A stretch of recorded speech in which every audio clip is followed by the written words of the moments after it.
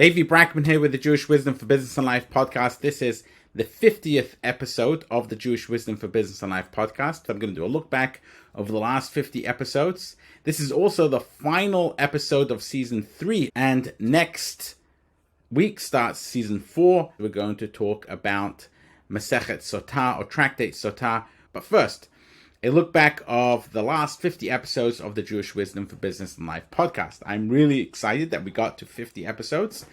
People are listening to this from all over the world, all the way from Africa to Europe to Southeast Asia and in the United States. People are listening to this podcast. Recently, I also started putting the podcast up on YouTube. This is a podcast which started because I wanted to share some wisdom. At the very beginning, it was called Wisdom for Business. Then I realized over time that it was also a lot of wisdom for life, which was in there as well. So it became the Wisdom for Business and Life podcast. And then, having been a rabbi and teaching Judaism for the better part of 3 decades, I realized that a lot stemmed from Jewish teachings, and therefore I added in Jewish Wisdom for Business and Life. We've spoken about lots of different topics in this podcast. I'm really excited about the breadth of topics we've spoken about. Anything from marriage. We had an episode on Prince Harry's book. We had multiple episodes on purpose in life. We spoke about tolerance. We spoke about recessions. We spoke about how to make decisions, philosophical topics. We've covered a lot of ground. So I'm really excited to have done that. But going forward, we're going to change it up a little bit. And what I'm going to do is I'm going to bring in other people as well. So it's not just going to be me, but we're going to have more interviews and more conversations with people who can bring in a different perspective on wisdom, on philosophy, on the way they approach life, on the way they approach religion, and on the way they look at things. So we're going to have some interesting conversations and debates. I'm really looking forward to season 4. Now on to the Hadron, or the look back, or the summary of Masechet Sotah. Now, what's really interesting about Sotah is that at the end of it, it basically says that all the laws associated with it are obsolete. But first, let's talk about what Sotah is. Sotah is the wayward wife. Now, these laws go back to passages in the Torah and the Bible itself, which talk about what happens if a man suspects that his wife is having an affair, she's having sexual relationships with another man who's not her husband. And the man suspects that, and he warns her, do not seclude yourself with this man. And she does go ahead and she secludes herself with this other man. And the husband then wants to check and figure out, did she have intercourse with this man or did she not have intercourse with this man? Well, there's a procedure which he can put her through, and that's called the Mei Sotah, the waters of the Sotah, or the Mei Marim, the bitter waters. And it's a whole procedure where after he's warned her and she secludes herself, he takes her up to Jerusalem and she gets paraded around in Jerusalem, and then eventually she gets some of her clothes taken off, and instead she gets these other coarse type clothing put on. It's a very humiliating process that she goes through, and then she's made to drink these bitter waters, which includes waters that has had the name of God dissolved in it. She drinks those waters, and then she becomes, if she has in fact cheated on her husband, has had sexual intercourse with this other man who's not her husband, then the waters will be able to discern that, and she will die a terrible death. Her stomach will grow massively, and it will end up bursting, and then she will die. But if she has not sinned, then she will be fine, and actually blessings occur to her. That's the story. Now, it's a horrific idea, the idea that a woman who is suspected of having cheated on a husband can be put through this type of ordeal, humiliating ordeal, which will eventually potentially result in her horrific type of death. It's an anachronism. It's something which is a throwback. Obviously, there is no such parallel in a man who has cheated on his wife. That man, according to Judaism at least, a man is able to have multiple women. A woman is only allowed to have one husband. And if she cheats, she's subjected to this. A man who cheats, it's not even really considered cheating according to Judaism. And he is certainly not subjected to this type of humiliating process and eventual death. True that there is some kind of idea stated in the Talmud that the man who with the woman cheats will be subjected to that kind of death eventually alongside the woman, but he is not subjected to this very humiliating process. So it's really, one might consider to be a very anti-woman idea, and it's there in the Talmud, and most of the 49 pages of Tractate Sotah discuss the intricacies and laws relating to this. But then at the end, it basically says that all of this is no longer relevant. On page 47a, it says that today, since people in general are more promiscuous, therefore the bitter waters no longer works, and that basically nullifies the entire ceremony and the entire concept of having to bring, or ever being able to bring, a wayward wife to Jerusalem to drink the bitter waters. So it's obsolete. It no longer happens. You've basically gotten rid of, from Judaism, a very significant law, and one which to the modern ear would be horrific. It's gone. One line gets rid of it, nullifies it entirely. And this to me is fascinating, because usually traditions don't, they defend things which other people could consider to be horrific, or considered to be anachronistic, or considered to be something which is, something which was done in the past but no longer done today. And maybe the modern mind looks at it and says, this is something which we can no longer accept as moral. And usually traditions will defend those things rather than reform those things. Whereas Judaism, it seems, is reforming those things from within, but finds interesting reasons to reform them. Instead of trying to stick by them and defend them, it reforms them.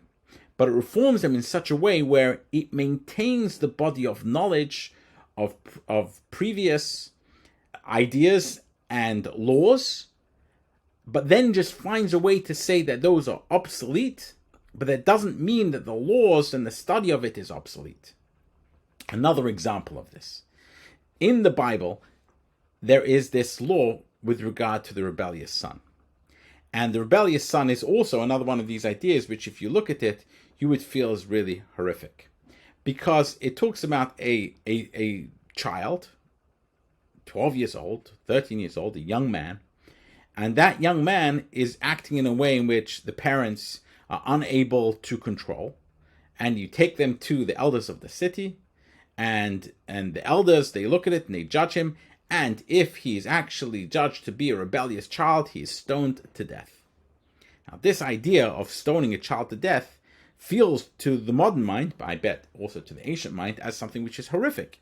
What do you kill a child, stone them in front of the entire community just because that child is not behaving in accordance with what their parents want? What kind of morality is that? So what the rabbis do when they interpret that is that they find such a narrow condition which allows for this to occur that it is completely obsolete. As a matter of fact, the rabbis themselves are very clear in Tractate Sanhedrin that there never was and never will be a rebellious son ever. So then the rabbis ask a question, well, 1 second here. If there never was and never will be a rebellious son, then why does it talk about it? Why are we talking about it? And the answer which is given is that in order that you should be able to think and contemplate and debate the laws and gain the reward of debating the laws, that's why we have it there. Not because it has any practical application, but rather in order that one should be able to debate and discuss the laws and gain reward from debating and discussing the laws. So you have two things here. The one thing which is the laws themselves and the idea of debating those laws, discussing them, and having the debate and discussion of the laws something which is in your life. And then you have the practical application. It may or may not be practical, but the actual debating and discussing of the laws themselves are inherently valuable, even if there's no practical application of them. That is what Judaism has. Two things. One is the debate and discussion of the laws, and then the practical application. And the two don't necessarily come together. You can have laws which have no practical application, but it's still a good thing to discuss and debate them. Discussing and debating ideas in and of themselves is valuable, even if they don't have any practical application. This is such a wonderful idea.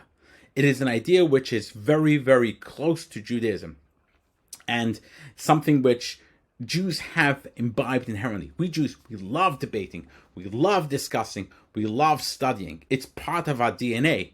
And that in itself is valuable, even if it doesn't have any practical application. And that comes through in the Talmud. And the second thing, though, which I want to discuss here, which is as valuable, is the idea of not getting rid of a problematic idea, but really valuing the problematic idea, realizing that it might be obsolete, it might be problematic, finding a way of getting rid of it or making it not practical without actually throwing it out entirely. You see, very often people want to whitewash something entirely. Think about like in the United States. You have a history of slavery. Now, Judaism also has a history of slavery. And as a matter of fact, the Israelites were slaves in Egypt, and Jews acquired slaves and they owned slaves. There are laws about slaves in the Bible, in the Torah, and in the Talmud, and obviously the rules in which you have to treat your slaves. But today, to the modern mind, the idea of slavery feels horrific. What do you mean, I own another human being, and they are there to serve me entirely and don't have any will or autonomy of their own? That is something which to the modern mind feels to be a horrific and terrible idea. And in fact, it is a terrible idea. But the way we approach the people who practiced slavery in the past tells us a lot about who we are today. So we can either look at people like Abraham Lincoln, who owned slaves, and others who owned slaves, and say these were bad people and we need to get rid of them and not talk about them and lose all respect for them. Or we say that this is something which is no longer applicable today, and we give a good reason for it. We put a line underneath it and say it's never going to happen again. But that doesn't mean that we totally whitewash it and get rid of it and judge those people who did it negatively. There's still a good reason to debate that and discuss it, and so you can reform something without totally judging and the previous ideas and calling them totally immoral. You can say it's not moral for us today, but you can still maintain the fact that some people did that, and in their world it wasn't immoral, and therefore we don't need to judge them as with the same standards as we would judge people today, based on the fact that our morality has now evolved. We've now evolved as people. We become better than we were then. So back then, maybe we had a more primitive view of morality. Now we have more of an advanced view of morality in some areas. I think in some areas, maybe our view of morality is more primitive than it was back then. So things ebb and flow and change. Morality is something which evolves, but certainly you can put a line underneath it and say this is no longer applicable today. However, that doesn't mean that we need to judge the people who had that former concept of morality to be bad people. It's just that they had a different, perhaps less evolved concept of morality, and they practiced differently. That doesn't make them bad.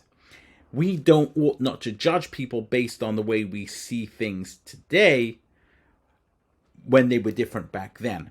And in other words, you can reform something and stop defending that thing that happened in the past without having total disrespect for that tradition from where it comes from. And this, the rabbis in Rabbinic Judaism did very well. The rabbis understood that they need to reform things. There's no doubt about that. And I've just given two examples, the wayward wife and the rebellious son.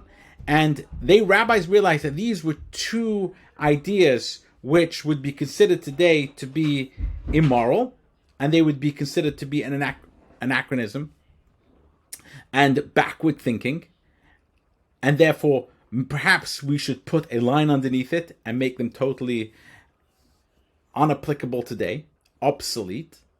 But that doesn't mean that we need to get rid of it. We should still respect that as a body of law and not judge negatively the people who did that, because this is still a body of law which is part of our tradition. Now, think about this today. In an organization, a lot of times you come into an organization, I certainly have, and there are traditions in the organization. This is how things have always been done, or this is the way the CEO wants it, or this is the way management wants it, etc., etc. This is the way the founders want it. You come to the United States, you have gun laws, for example, and this is the way the founding fathers wanted it. Now, the fact that perhaps the reasons that the founding fathers wanted certain things in certain ways are no longer applicable. Times have changed. The Constitution never changes, according to a lot of people. And the answer is, well, sometimes it does change. You don't have to disrespect the people who had those ideas to realize that times have changed. So you can reform things in a respectful manner. I think part of the problem of Judaism today is that this art has been lost in many ways. So people are so scared of changing things because they're scared that if they change things, then there's a slippery slope. Where do you stop the changes? And there are other fears as well associated with the fact that who am I to change things that people greater than me put in place? All these things, all these ideas of not wanting to change things, it's because you are not willing to be the person who to stand up and take responsibility for what needs to happen. The rabbis and Rabbinic Judaism took on that responsibility. They stood up and did what they needed to do to be able to continue to make ancient tradition relevant generation after generation. If you don't do that, if you don't reform things, and reform with the small r I'm talking about, if you don't reform things, it will become obsolete on its own. It will become irrelevant on its own. The rabbis understood that. The same thing is in the enterprise. If you don't reform your enterprise, it will become obsolete on its own. Just think about Kodak.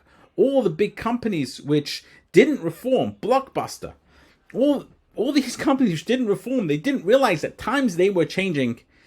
Times changed and they were left in the dustbin of history.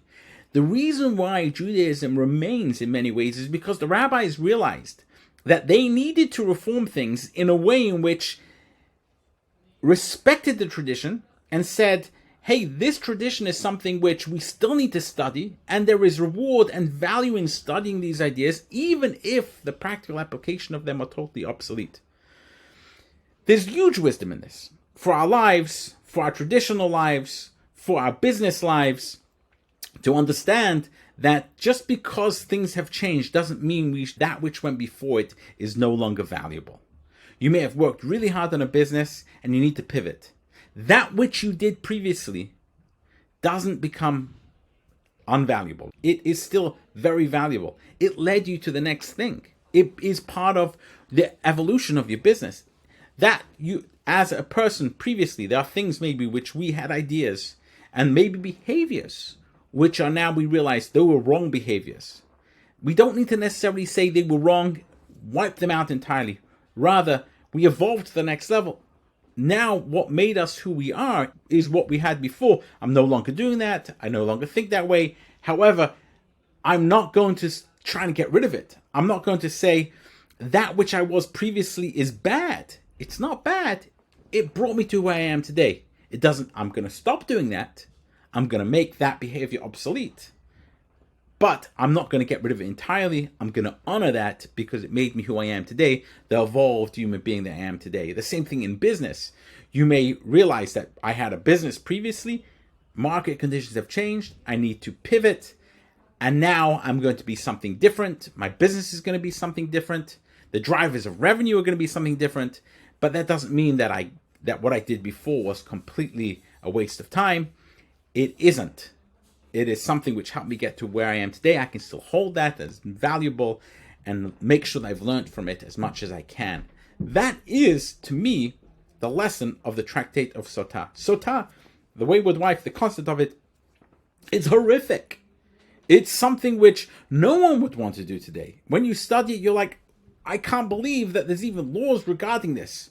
But then you have one line at the end which says this is obsolete today. And that making the practical application of obsolete doesn't mean that one shouldn't study those laws and learn them and debate them, because study and debate is valuable in and of itself, like I said, but also it teaches us something about reforming tradition, which is you can value and you can respect that which went before you, even though you say that's not something I necessarily want to practice now, because times have changed. The way the evolution of our morality has changed. The way we think about things have changed. But that doesn't mean that I disrespect the past. I still value and honor the past. That is a really healthy way of living one's life. And that's why I study the Talmud, because it is valuable to study. These are ideas which have been studied and thought about by really very intelligent people. A lot of them, when I study them, I say to myself, these people, if they lived today, they wouldn't think this way either.